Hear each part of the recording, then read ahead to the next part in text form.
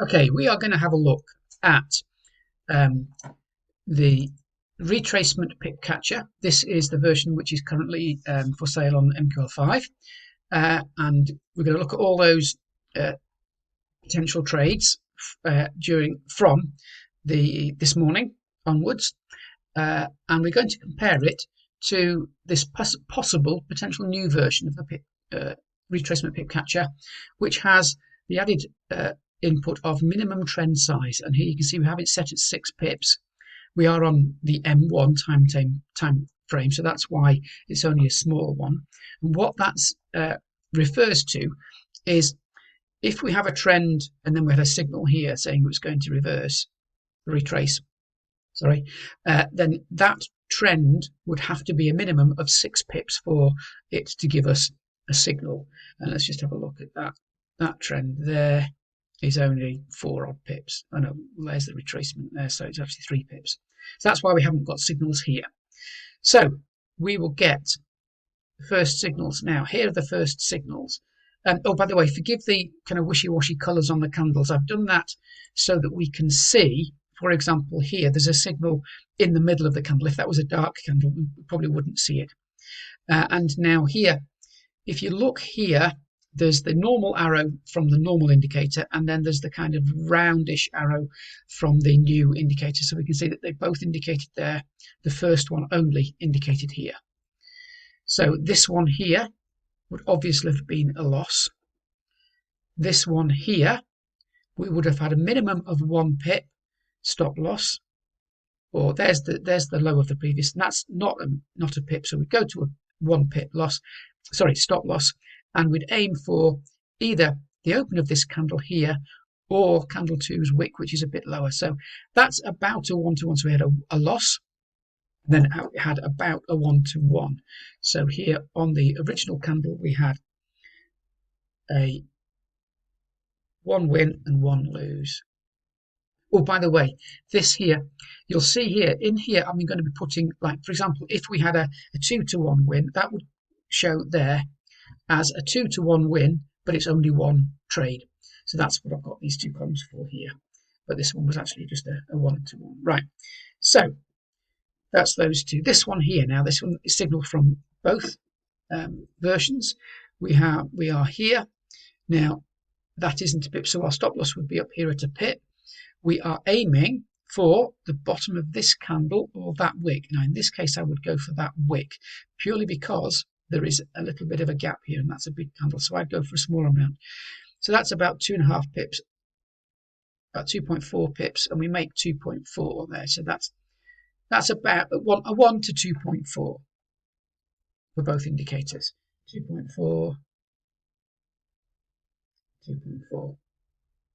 Okay, let's have a look at the next one. Okay, from both indicators here, we'd have a 1 pip stop loss up there, which doesn't get hit, as you can see. We're entering here now. There's the previous candle.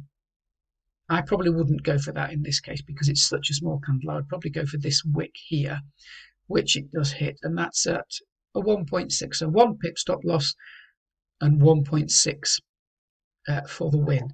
So that would give us a 1.6 on each. Oh, I've missed that one out. Let me just put that up there. Right.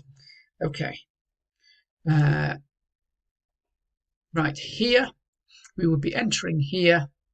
We will probably be going for that one here and get stopped out. So that's a loss on each one.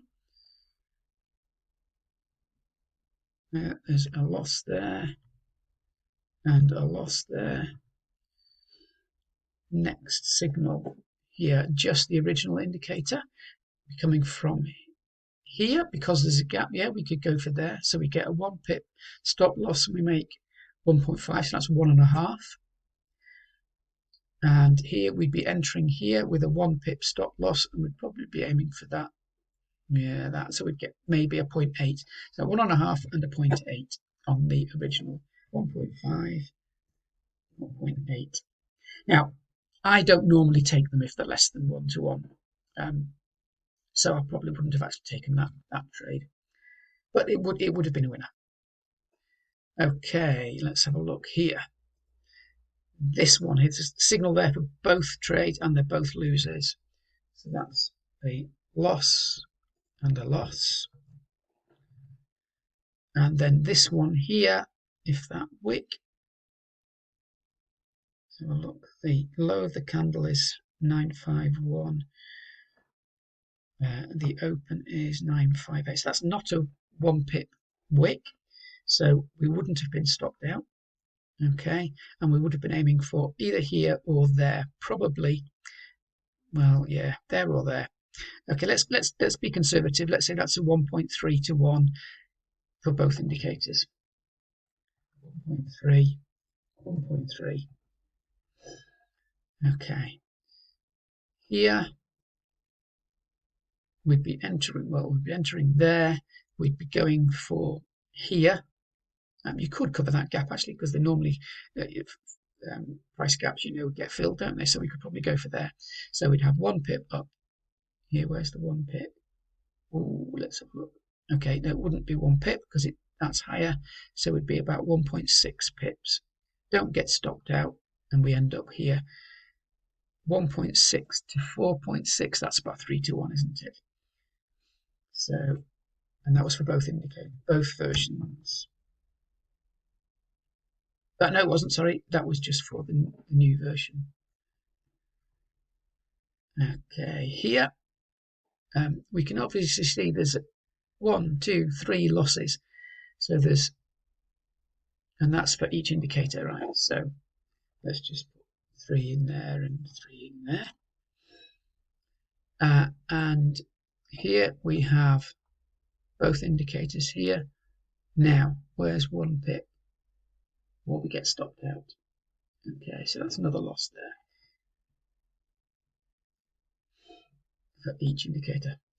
And let's have a look here. Now, the new version gives us, there's 1 pip, going for this wick here, there, 4. So that's a 4 to 1 for the new one. And then here, that's an obvious stop out for the new one.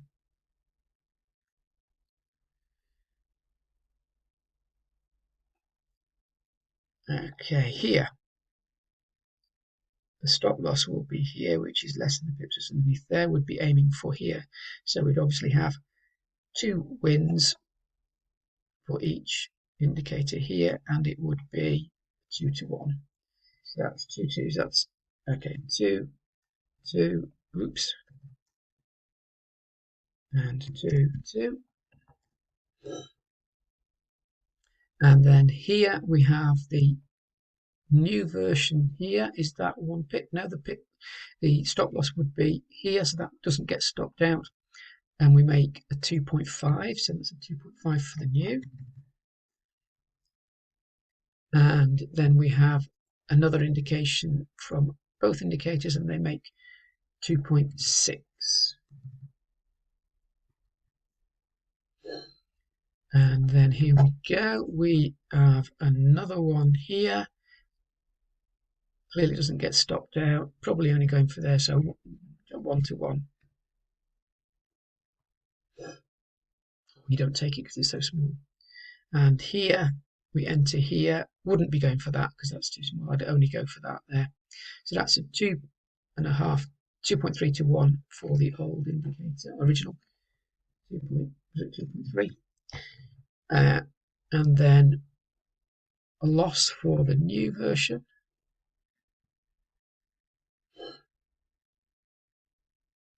And then 1 for each here, which obviously gets stopped out, so it's 1 loss each. And there we go. That's it. So let's have a look at these totals now. So for the original version, we have a total of 10 wins and 8 losses. So that's a 55% win rate. If you'd risked 1%, you would have made 16 and lost 8. You would have been 8. The new one here has only a win rate of 52%. So pretty similar on this number of trades. it's one trade, win or lose, will make a big difference to the percentage win here. But if you'd risked 1% here, you would have made 13%. So I will be releasing this as a new version, and I will upload it very shortly.